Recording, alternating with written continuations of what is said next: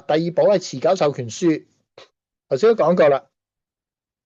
持久授權書咧係當自己冇精神行為能力嗰陣咧，俾一個或者多個人咧合法動用自己嘅財產咧，或者變賣自己嘅資產咧，去照顧自己同屋企人嘅醫療費啊或者開支嘅。咁呢個持久授權書咧就要律師同醫生見證啦，同埋要攞去高等法院登記嘅。咁有啲咩時間可以使用咧？例如咩叫冇精神行為能力咧？例如腦退化啊、認知障礙啊、中風啊、意外昏迷啊，甚至變咗植物人啊，或者因為病重令到自己冇精神行為能力嗰陣都可以用嘅。咁講翻啦，咁香港其實誒點解咁少持久授權書咧？因為係比較難做啊。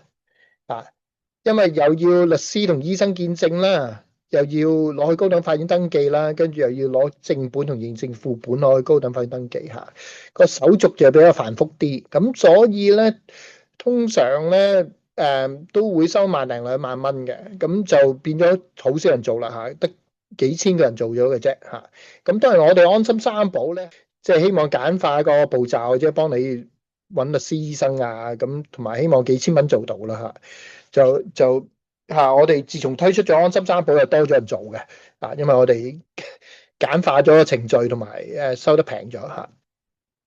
咁至於新加坡咧，其實佢都有人口老化嘅問題嘅，佢冇香港咁嚴重添，佢10年後得百幾萬個老人家嘅啫嚇。咁但係佢都睇到我頭先講過幾千億嘅問題嘅，即係屋企人攞唔到錢嚇，幾十萬屋企人攞唔到錢嚇，有幾千億會凍結咗喺度嚇。咁佢就鼓勵人哋做持久授權書，佢就更加簡化嘅程序啦。咁佢可以網上完成啦嚇，佢律師或者醫生見證都得嚇。咁佢就完全免費啦嚇。佢如果你網上做嚇，佢又豁免咗見證費同註冊費。咁所以佢而家都已經做咗30幾萬份㗎啦嚇，嗰23萬嘅數字嚇，前年嘅數字嚟嘅嚇。咁佢一年咧就做到5、6萬份到啦。咁所以佢過多10年咧，可能做到90萬份㗎，80、90萬份㗎啦嚇。咁佢得百幾萬個長者10年之後，咁所以佢大部分呢啲咁問題都會解決咗嘅。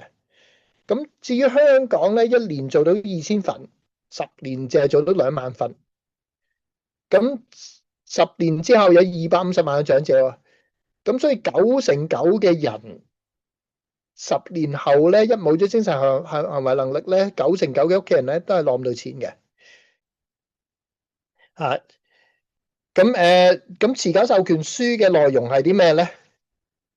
咁持久授權書，因為好多人長者就會問啦，喂，我做咗之後會唔會屋企人即係個授權人攞晒啲錢走佬㗎嚇？咁首先就係你當然要揾啲信得過嘅授權人去做啦嚇。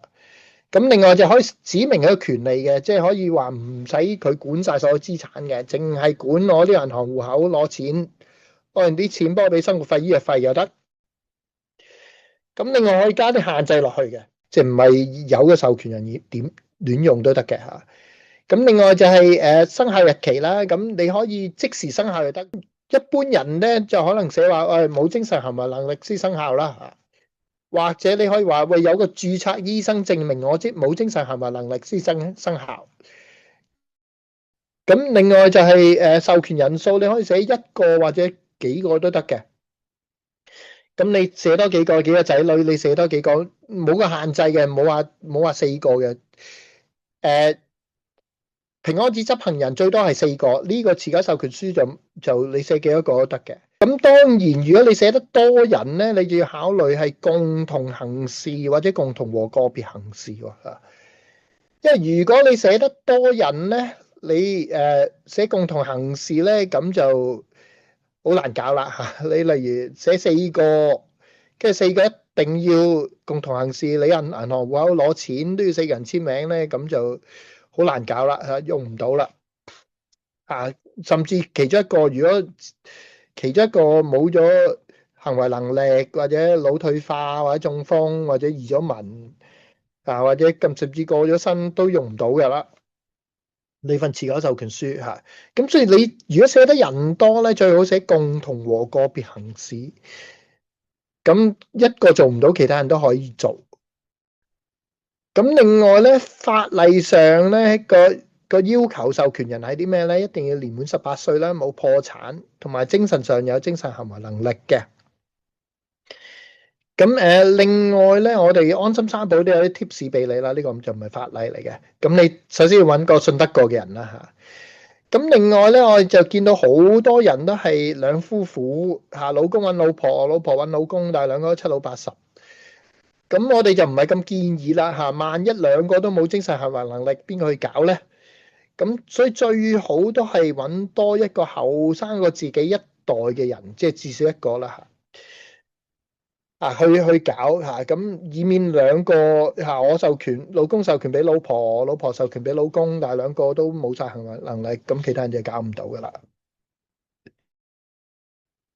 咁另外就係有啲比較精靈嘅長者都就會問啦，喂，我唔做持久授權書嚇，頭先阿陳律師你就話聯名戶口可能有啲問題啦，咁我做一般嗰啲銀行授權書咪得咯，唔做持久授權書。咁一般授權書咧個問題係咧，如果你有行為能力嗰陣就用到啊，如果你冇行為能力咧就用唔到噶啦，就會失效噶啦嚇。咁但係持久授權書咧就係，就算個授權人冇咗精神行為能力咧，個文件仍然有效嘅啊。咁所以都係做翻持久授權書就比較穩妥啲嚇。咁好多人就話啦，喂，我而家咁精靈嚇。冇人冇幹就唔使做持久授權書住啦，等到有事先做啦嚇。有事做唔做到咧？有事就做唔到噶啦嚇。有事即係代表自己冇咗精神行為能力咧，無論持久授權書啊、預設醫療指示同平安紙都做唔到噶啦。所以三寶咧要趁自己冇事好精靈嗰陣做，唔係等到有事先做。當已經有事啦，即係失智啊、病重啊，冇精神行為能力啊，咁要點搞咧？咁有兩種途徑嘅，一種咧係簡單啲，係可以申請做監護人啦嚇。咁就大家可以去監護委員會嗰個網站度去 download 啲 form 自己填，咁但係都要揾精神科醫生同醫生出報告嘅，嗰度都有啲使費嘅。咁搞大半年咁啦，咁就可能會搞得掂啊。咁監護人有啲咩問題咧？最大嘅問題咧就係佢每個月咧淨係攞到最多就係攞到2萬蚊，係啦。咁即係如果你要處理多少少錢，2萬蚊夠唔夠咧？一般都唔夠嘅嚇。即係你要處理多佢少少錢啊，或者佢有層樓啊，咁就處理唔到噶啦嚇。咁就要點咧？就要向法庭申請啦嚇。向法庭申請做呢個產業受託監管人咧，除咗要精神科醫生同醫生出報告之外咧，仲要揾，因為要上庭嘅嚇，咁仲要揾律師同大律師上庭。呢個咧就要搞1年到啦嚇，就要即係你揾得4個專業人士搞1年都10萬蚊，10零萬都就唔甩噶啦嚇。咁所以如果你要處理多過2萬蚊嘅話咧，就要使多10零萬嚇，搞1年嚇。另外要注意話係而家搞1年嚇，而家法庭1年處理幾百單呢啲 Part 2B 呢啲咁嘅 application 咧，就要搞1年。但係10年之後，我頭先講過啦，10年之後有幾多個老人家啦？有200幾萬個老人家，有幾多個老人家會冇行為能力咧？幾十萬個嚇。有幾多份持久授權書會做咗咧嚇？2萬份度，咁即係9成9嘅人都會冇做，9成9嘅人會去法庭排隊。咁即係有你唔好話幾十萬人去法庭排隊，幾萬人去法庭排隊咧，都唔知搞幾多年啦嚇。呢條影片嘅內容只係作一般資訊分享，並唔構成任何法律或者醫療意見，亦唔可以代替專業意見。如果你想了解更多，或者需要專業人士協助，歡迎加入我哋嘅群組。你亦可以透過我哋嘅網站 awesomecare.com 或者 WhatsApp 91277273聯絡我哋。